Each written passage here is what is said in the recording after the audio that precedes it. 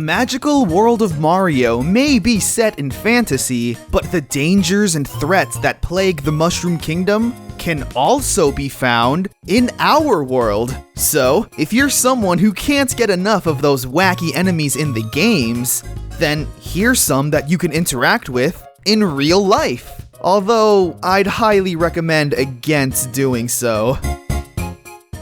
First off, let's head to the sea, all the way underwater, where in the Mario games, we'll find these derpy little fish, the Cheep Cheeps. They have these big, hypnotic, bulgy eyes and disgusting lips. This design wasn't chosen at random. It's possible that the Cheep Cheeps drew inspiration from the real-life ocean sunfish, who, you can tell, have those big, restless eyes and disgusting human-like lips. Ew, you disgust me! However, the Cheep Cheeps aren't the only fish that occupy the Mushroom Kingdom's waters, because who could forget about Big Bertha?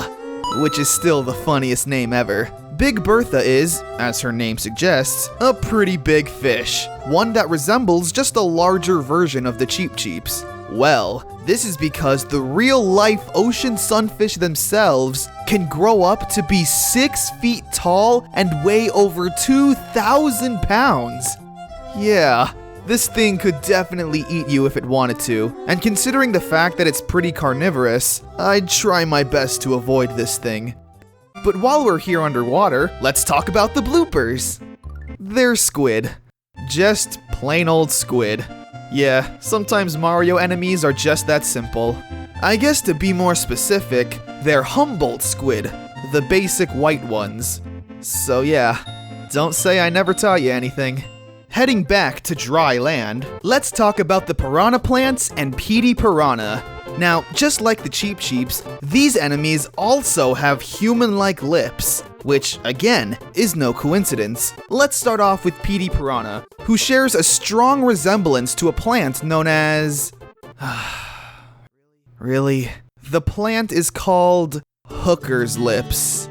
Yeah, that's what they're actually calling it. To be more scientific, the actual name is Psychotria alata, but we all know we're just going to call them hooker's lips. The plant is primarily found in South America and resembles a woman's lips with red lipstick, which I guess hookers wear. The plant is meant to attract pollinators, like hummingbirds, so it isn't actually a dangerous plant. Then we have the piranha plants themselves.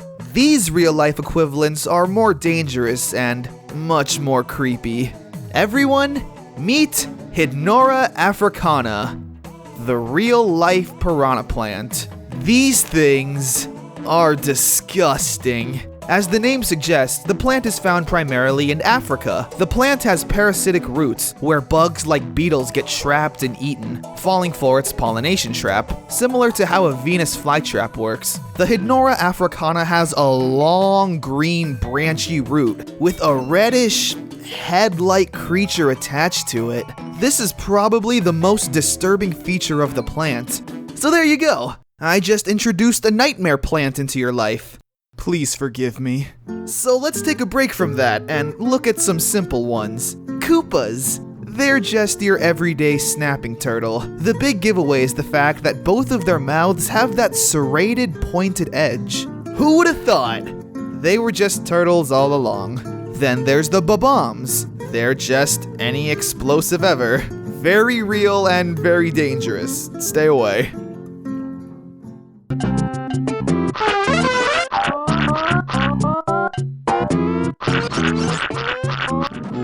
Whoa, dude. Are you feeling alright? I think I can get down with this. Touch Fuzzy Get Dizzy was one of my favorite stages in Yoshi's Island. You'd be playing through the game like normal. When halfway through the stage, you'd encounter these funky little fellows. These white fuzzy puffballs with eyes. Out of curiosity, you'd touch them. And then... oh man, not even once.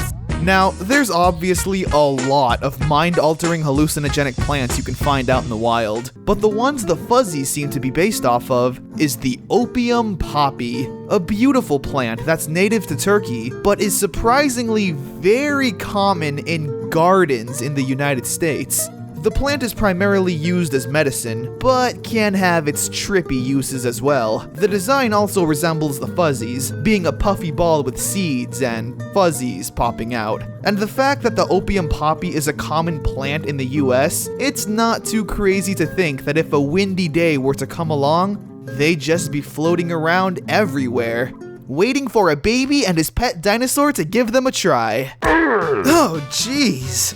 You startled me, Thwomp. I guess you want your turn in the spotlight. Alright, fine. So, as you can probably guess, there aren't any giant rocks with eyes that are sentient and want you dead. At least, I hope not. But the concept of a thwomp, and even the womp, is based on something that actually exists. Whenever you come across a thwomp, what happens? Absolutely nothing. They just sit up there and mind their own business. That is until you trigger them to attack you. But even then, they're stuck on one set pattern. It's possible that these adorable little rock enemies were based on ancient Egyptian and Aztec traps. Yeah, similar to Indiana Jones and the Mummy. Whenever someone important was buried, they were buried with their treasure. This enticed grave robbers to want to invade the tomb and steal the valuable artifacts. The resting areas were usually laced with traps that needed to be triggered in order to activate, pretty similar to the thwomp. Leave me alone! Stop chasing me! Well, I guess this is a good time to talk about the chain chomps. Now, this creature in and of itself doesn't really exist, but the story behind the enemy's creation is a pretty interesting one. When Shigeru Miyamoto, the creator of Super Mario Bros., was just a young boy, he encountered a very large dog that was chasing after him. Fortunately though, the dog was on its chain and was forcefully pulled back from him. And thus, through childhood scarring, the chain chomps were born, giving them enough freedom to reach and bite Mario, but also giving them a restriction, where if you take after Mr. Miyamoto himself, they can't reach you. Ha! So let's wrap this all up with possibly Mario's most iconic enemy, the vicious, the deadly Goomba.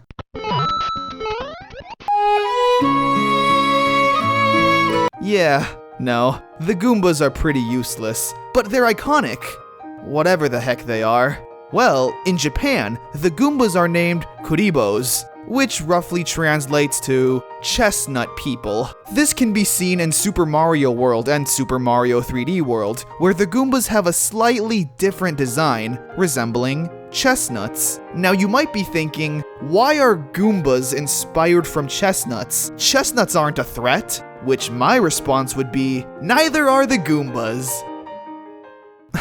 Maybe that's what they were going for, that Goombas are so non-threatening, they might as well be chestnuts.